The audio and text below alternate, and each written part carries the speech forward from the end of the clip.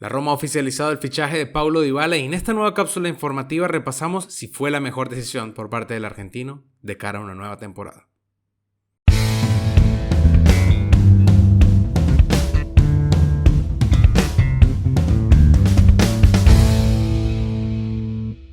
Antes de iniciar el contenido de este video, no olviden suscribirse, no olviden darle like, activar las notificaciones y compartir este episodio para que así podamos tener más visibilidad y así puedan enterarse de nuestro nuevo contenido. Sin más que agregar, arrancamos. Para entender primero la llegada de Paulo Dybala a la Roma, hay que repasar un poco el contexto que lo llevó a su situación actual. Lo primero que hay que decir es que el inicio de la carrera del cordobés fue muy flagrante, muy rápida. Y es que es de esos pocos jugadores que sin debutar en primera división acá en Argentina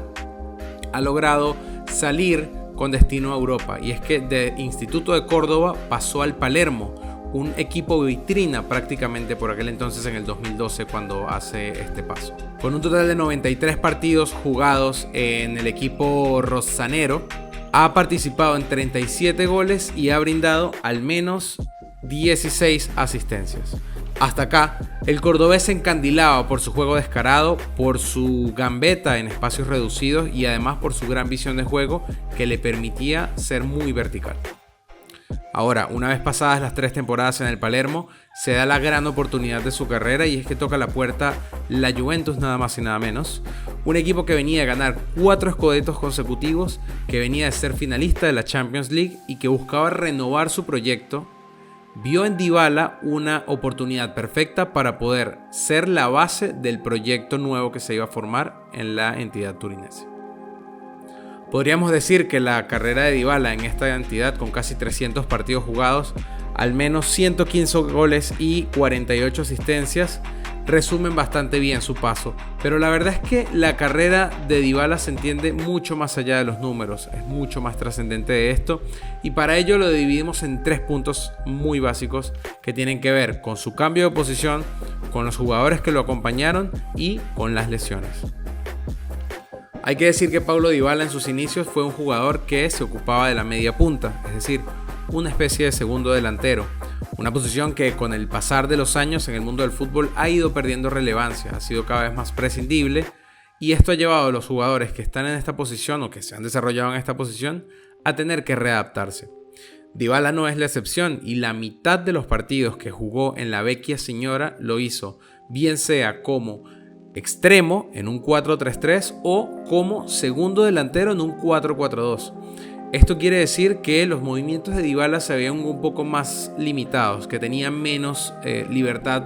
en cuanto a enfrentar todo lo que sería la cara ofensiva del equipo, menos movilidad, menos oportunidades de desplegarse, de tener más juego asociativo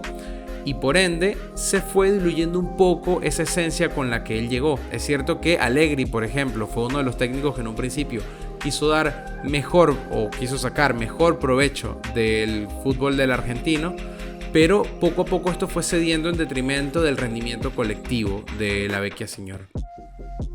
El siguiente punto del que mencionar es el de sus compañeros, y es que si repasamos tuvo al menos 6 delanteros distintos acompañándolo. Véanse estos como Álvaro Morata, Simone Sasa, Mario Mandzukic, Cristiano Ronaldo, Dusan Vlahovic y Gonzalo Higuaín. Todos delanteros de primerísimo nivel que marcaron seguro muchísimos goles y también que eran delanteros muy dependientes del contexto, que eran jugadores que absorbían muchísimas ocasiones claras de gol, que dependían muchísimo de sus compañeros. Por esto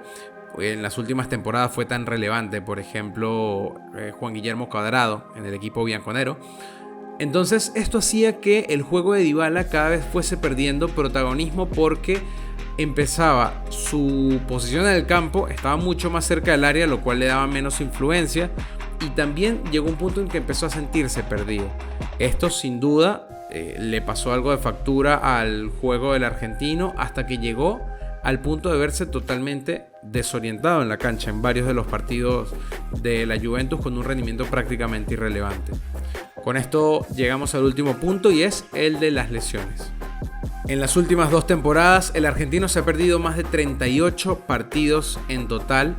gracias a lesiones musculares o de ligamentos. Esto sin contar que en los partidos en los que ha estado disponibles, en los restos que son casi 70 partidos, ha disputado apenas 4.000 minutos, es decir, en promedio unos 44 partidos. Esto quiere decir que para un jugador trascendental en el sistema de juego de un equipo tan grande como la Juventus, haberse perdido el 60% de los encuentros efectivos es muchísimo, y esto habla también de la ineficacia que presentó el argentino y la mala suerte con las lesiones, hay que decirlo también. Lo otro que hay que comentar es que apenas en estas últimas 2 temporadas combinadas difícilmente llegó Dybala a tener cifras realmente importantes, y es que apenas marcó 20 goles y brindó 11 asistencias en estas 2 temporadas. Todo esto combinado lo hizo a que llegara al punto en el que se encuentra, o que se encontraba hasta hace un par de semanas, libre de su contrato, porque las pretensiones que tenía iban mucho más allá de lo que la Juve estaba dispuesta a dar. No olvidemos, un jugador que venía de 2 temporadas muy irregulares con lesiones, era un riesgo bastante alto el de tomar una renovación al alta como era la que esperaba Paulo Dybala.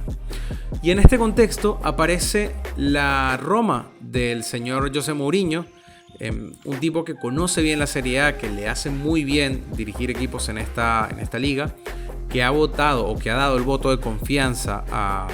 al argentino para llegar a un equipo que ya está formado, que ya tiene un esquema bien definido, que tiene un entrenador que sabe cómo jugar, que no tiene que reconstruir un proyecto y que está libre de la propia exigencia externa y solo se enfrenta a sus propias limitaciones o a sus propias virtudes, porque sabemos que Mourinho es un gran formador de grupo y un jugador que es capaz de potenciar o de degradar a partes iguales a un mismo jugador, dependiendo de si el contexto lo acompaña o no. Es por esto que, repasado todo el contexto que llevó a Dybala a este punto, y después de haber sabido que se rompieron las negociaciones con el Inter de Milán, por ejemplo, debido a que también tenía Dybala unas altas pretensiones salariales, se da el contexto de la Roma, un equipo que va a jugar Europa League, que va a ser o a tratar de ser animador de esta Serie A en esta próxima temporada, después de haberse reforzado de una forma bastante interesante. Vemos que el contexto es ideal para que Dybala relance su carrera, vuelva a encontrarse con ese jugador encarador, mágico, muy táctico, que nos brindó en los inicios de la década pasada la Serie A. Y veremos si es capaz a partir de esto de tener un muy buen nivel. No olvidemos que Qatar está a la vuelta de la esquina, y a partir de ahí todo jugador querrá resaltar para tener minutos en la máxima cita mundialista.